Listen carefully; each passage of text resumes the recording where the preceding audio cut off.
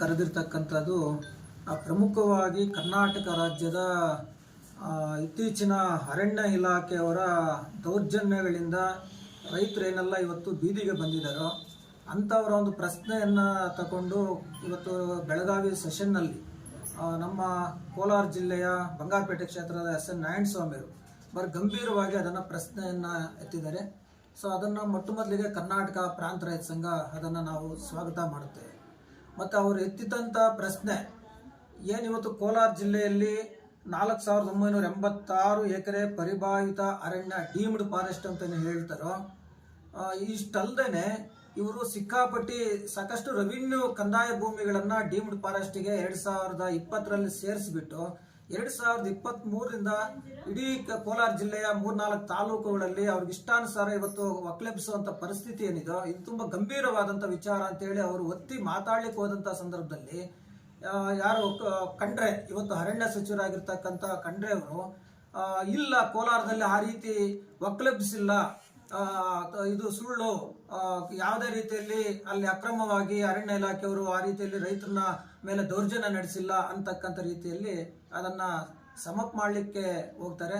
ಆದರೆ ಕೊನೆಗೆ ನಾರಾಯಣಸ್ವಾಮಿಯವರು ಅದನ್ನು ವಿವರಿಸಿ ಸರ್ವೆ ನಂಬರ್ಗಳು ಎಕರೆಗಳ ರೀತಿಯಲ್ಲಿ ಎಲ್ಲ ದಾಖಲೆಗಳನ್ನು ನಾನು ಕೊಡಲಿಕ್ಕೆ ಸಿದ್ಧ ಇದ್ದೀನಿ ಅಂತಕ್ಕಂಥದ್ದನ್ನ ಇವತ್ತು ಸದನದಲ್ಲಿ ಆ ರೀತಿಯಾದಂಥ ಒಂದು ಗಂಭೀರವಾದಂಥ ಒಂದು ಪ್ರಯತ್ನ ಇವತ್ತೇನಿದೆ ಇದು ನಿಜವಾಗ್ಲೂ ಕರ್ನಾಟಕದ ಕೋಲಾರ ಜಿಲ್ಲೆ ಮಾತ್ರ ಅಲ್ಲ, ಕರ್ನಾಟಕದ ಇವತ್ತು ಈ ತರದ ಸಮಸ್ಯೆಗಳೇನಿದೆ ಭೂಮಿಗೆ ಸಂಬಂಧಪಟ್ಟಂತ ಅದು ಬಗರುಕುಂ ಸಾಗುವಳಿ ಇರ್ಬೋದು, ಪಿ ನಂಬರ್ ಇರ್ಬೋದು, ಅರಣ್ಯ ಇಲಾಖೆಯವರ ಇವತ್ತು ಡೀಮ್ಡ್ ಫಾರೆಸ್ಟ್ ಹೆಸರಿನಲ್ಲಿ ತೆರವುಗೊಳಿಸುವಂತ ವಿಚಾರಗಳಿಗೆ ಈ ಅಧಿವೇಶನ ಒಂದು ಸೂಕ್ತವಾದಂತ ತೀರ್ಮಾನಗಳನ್ನ ತಗೊಂಡು ಕರ್ನಾಟಕದ ರೈತಾಪಿ ವರ್ಗಕ್ಕೆ ಭೂಮಿಯ ಪ್ರಶ್ನೆಗಳನ್ನ ಇವತ್ತು ಅನುಭವಿಸ್ತಾ ಇರ್ತಕ್ಕಂಥ ರೈತರಿಗೆ ಒಂದು ಪರಿಹಾರ ಕೊಡುವಂತ ಸದನ ಆಗಬೇಕು, ಆ ರೀತಿಯಾದಂಥ ತೀರ್ಮಾನಗಳು ಬರಬೇಕು ಅಂತೇಳಿ ಇವತ್ತು ನಾವು ನಿರೀಕ್ಷೆ ಮಾಡ್ತಾ ಇದ್ದೀವಿ.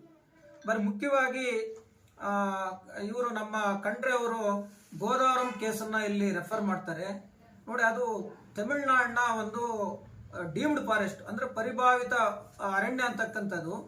ಅದು ಸುಪ್ರೀಂ ಕೋರ್ಟ್ ಅಲ್ಲಿ ಕೇಸ್ ನಡೆಯುತ್ತೆ. ಸುಪ್ರೀಂ ಕೋರ್ಟ್ ನಲ್ಲಿ ಕೇಸ್ ನಡೆದ ಮೇಲೆ ಸೊ ಎಲ್ಲೆಲ್ಲೆಲ್ಲ ಡೀಮ್ಡ್ ಫಾರೆಸ್ಟ್ ನಲ್ಲಿ ಈ ರೀತಿ ಅಕ್ರಮವಾಗಿ ಯಾರಾದ್ರೂ ಬಂದಿದ್ರೆ ಅದನ್ನ ನೀವು ಇಮಿಡಿಯೇಟ್ ಆಗಿ ಸರ್ವೆ ಮಾಡಿ ತೆರವು ಮಾಡುವಂತ ಕೆಲಸ ಮಾಡಿ ಅಂತ ಹೇಳಿ ಸುಪ್ರೀಂ ಕೋರ್ಟ್ ಹೇಳುತ್ತೆ. ಆದ್ರೆ ಸುಪ್ರೀಂ ಕೋರ್ಟ್ ಅದು ಹೇಳಿದ ನಂತರದಲ್ಲಿ ಎಲ್ಲ ರಾಜ್ಯ ಸರ್ಕಾರ ನೋಟಿಸ್ ಬರುತ್ತೆ. ರಾಜ್ಯ ಸರ್ಕಾರಗಳು ಅದರ ಆಧಾರದಲ್ಲಿ ಎಷ್ಟು ಈ ಡೀಮ್ಡ್ ಫಾರೆಸ್ಟ್ ಅಂತಕ್ಕಂಥದ್ದೊಂದು ವರದಿ ಕೊಡಬೇಕು ಅಂತ ಹೇಳಿ ಹೇಳುತ್ತೆ. ಇಂದು ಬಿಜೆಪಿ ಸರ್ಕಾರ ಕರ್ನಾಟಕದಲ್ಲಿರುತ್ತೆ. 10 ಲಕ್ಷ ಎಕರೆ ಭೂಮಿಯನ್ನ ಸುಪ್ರೀಂ ಕೋರ್ಟ್ಗೆ ಡೀಮ್ಡ್ ಫಾರೆಸ್ಟ್ ಕರ್ನಾಟಕದಲ್ಲಿ ಅಂತ ಹೇಳಿ ಮಾಹಿತಿ ಕೊಟ್ಬಿಡುತ್ತೆ. ಮತ್ತೆ ಅದನ್ನು ಗಂಭೀರವಾಗಿ ಚರ್ಚೆ ಆಗುತ್ತೆ. ಚರ್ಚೆ ಆದಾಗ ಮತ್ತೆ ಅಗೇನ್ ಅದನ್ನ 3,30,000 ಎಕರೆಗೆ ಅಂತ ಹೇಳಿ ಇದು ಮಾಡ್ತಾರೆ. ಅಂದ್ರೆ ಎಷ್ಟು ತಪ್ಪು! ಅದಕ್ಕೆ ಸದನದಲ್ಲಿ ರಚನೆ ಮಾಡಿದಂತ ಕಮಿಟಿಗಳು ಒಂದು ಕಾನೂನು ಬದ್ಧವಾಗಿ ಮಾಡಿದ ಕೆಲಸಗಳು, ಕಾನೂನು ಬಾಹಿರವಾದ ಕೆಲಸಗಳನ್ನು ಮಾಡಿ ತಪ್ಪು ಮಾಹಿತಿಗಳ ಸಂದೇಶಗಳನ್ನ ಕೊಡುವಂತದ್ರಲ್ಲಿ ಇವತ್ತು ಈ ತರದ ಸಮಸ್ಯೆಗಳು ಇವತ್ತು ಒಳಗಾಗ್ತಾ ಇದೀವಿ ಅಂತಕ್ಕಂಥದ್ದು. ಸೊ ಈಗ 10 ಲಕ್ಷದಿಂದ 3,30,000ಕ್ಕೆ ಇವತ್ತು ಡೀಮ್ಡ್ ಫಾರೆಸ್ಟ್ ಅಂತ ಹೇಳಿ ಹೇಳ್ತಾರೆ. ಸೊ ಡೀಮ್ಡ್ ಫಾರೆಸ್ಟ್ 3,30,000 ಅಂತ ಹೇಳುವಾಗ್ಲೇ ಇಲ್ಲಿ 2 ಸಮಸ್ಯೆಗಳಾಗಿದ್ದಾವೆ. 1910 ಮತ್ತು 1931ರ ನಡುವೆ ಈ ಕನ್ಸರ್ವೇಟಿವ್ ಫಾರೆಸ್ಟ್ಗೆ ಕರ್ನಾಟಕ ಒಕ್ಕಲೆಬ್ಬಿಸ್ತಾ ಇರ್ತಕ್ಕಂಥದ್ದು. ಅದ್ಯಾವುದೇ ರೀತಿಯಲ್ಲಿ ಇವತ್ತು RTCಯಲ್ಲಿ ಮೂಲ ಅರಣ್ಯ ಅಂತ ಯಾವುದು ಇಲ್ಲ. ಮೂಲ ಅರಣ್ಯ ಇದ್ರೆ ನಾವೇನೇ ಅದನ್ನ ಬಿಟ್ಕೊಳ್ಳಿಕ್ಕೆ, ರೈತರಾಗಿ ನಾವೇನೇ ಬಿಟ್ಕೊಳ್ಳಿಕ್ಕೆ ರೆಡಿ ಇದೀವಿ. ಅದರಿಂದ ಮೂಲ ಅರಣ್ಯ ಇಲ್ಲ ಅನ್ನುವಂತ ಭೂಮಿಯನ್ನ ಇವತ್ತು ಏನಿವತ್ತು ಅರಣ್ಯ ಇಲಾಖೆಯವರು ಒಕ್ಕಲೆಬ್ಬಿಸಿದ್ರೆ ಅದನ್ನು ವಾಪಸ್ ಕೊಡಬೇಕು. ಮತ್ತೆ SIT ಏನು ರಚನೆ ಮಾಡಿದ್ದಾರೆ, ಆ SITಯಲ್ಲಿ ಸುಪ್ರೀಂ ಕೋರ್ಟ್ ಒಂದು ಗೈಡ್ ಲೈನ್ಸ್ ಕರೆಕ್ಟ್ ಆಗಿ ಕೊಟ್ಟಿದೆ.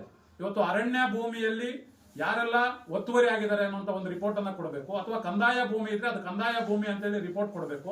ಇವತ್ತು ಎಲ್ಲೆಲ್ಲಿ ಇನ್ಸ್ಟಿಟ್ಯೂಷನ್ಸ್ ಅದಕ್ಕೆ ಇದಕ್ಕೇನು ಮಂಜೂರಾಗಿದೆ, ಅದನ್ನ ಏನಾಗಿದೆ ಅದಂತ ಕೊಡಬೇಕು. ಎಲ್ಲಾ ಮಾಹಿತಿಯನ್ನ ಇವತ್ತು ಜಿಲ್ಲಾಧಿಕಾರಿಗಳು SITಗೆ ಅಧ್ಯಕ್ಷರಾಗಿರ್ತಾರೆ. ಅವರು ಮಾಹಿತಿಯನ್ನ ಸಂಗ್ರಹ ಮಾಡಿ ರಾಜ್ಯ ಸರ್ಕಾರಕ್ಕೆ ಕಳಿಸಬೇಕು. ರಾಜ್ಯ ಸರ್ಕಾರ ಅವರು ಕೇಂದ್ರ ಸರ್ಕಾರಕ್ಕೆ ಕಳಿಸಬೇಕು. ಅದು ರಾಜ್ಯ ಸರ್ಕಾರ ಅಥವಾ ಕೇಂದ್ರ ಸರ್ಕಾರ ತಗೊಳ್ಳುವಂತ ತೀರ್ಮಾನ ಆಗಿರ್ತದೆ. ಆದ್ರೆ ಇವತ್ತು ಯಾವುದೇ ಒಂದು ತೀರ್ಮಾನ ಆಗದಿರ ಇವತ್ತು ರೈತರನ್ನ ಒಕ್ಕಲೆಬ್ಬಿಸ್ಬಿಟ್ಟು ಅದನ್ನ ಅರಣ್ಯ ಅಂತ ತೋರಿಸ್ಬಿಡ್ಬೇಕು. ಈಗ ಅರಣ್ಯ ಇಲಾಖೆ ಅವ್ರಿಗೆ ಅದೇ ಬೇಕಾಗಿರೋದು. ಯಾಕಂದ್ರೆ ರೈತರು ಅಂತಿದ್ರೆ SIT ಅಲ್ಲಿ ಹೋದಾಗ ರೈತರ ಭೂಮಿ ಅಂತ ಗೊತ್ತಾಗ್ತದೆ. ಈಗ ಅದನ್ನ ಒಕ್ಕಲೆಬ್ಬಿಸ್ಬಿಟ್ರೆ ಅರಣ್ಯ ಅಂತ ಹೇಳಿ ಮೆನ್ಷನ್ ಮಾಡಕ್ಕೆ ಸಾಧ್ಯ ಆಗ್ತದೆ ಅಂತ ಅರಣ್ಯ ಇಲಾಖೆಯವರು ಈ ಕುತಂತ್ರವನ್ನು ಮಾಡ್ತಾ ಇದ್ರೆ ಇವ್ರು ಕುತಂತ್ರವನ್ನು ನಿಲ್ಲಿಸಬೇಕು. ಮತ್ತೆ ಸೆಷನ್ ನಲ್ಲಿ ನಮ್ಮ ಜಿಲ್ಲೆಯ ಎಲ್ಲಾ ಶಾಸಕರು ಮಾತಾಡ್ಲಿಕ್ಕೆ ಸಾಧ್ಯ ಆಗ್ಬೇಕು ಅಂತ ಹೇಳಿ ನಾವು ಕರ್ನಾಟಕ ಪ್ರಾಂತ ರೈತ ಸಂಘದಿಂದ ಒತ್ತಾಯವನ್ನು ಮಾಡ್ತಾ ಇದ್ದೀವಿ ಸರ್.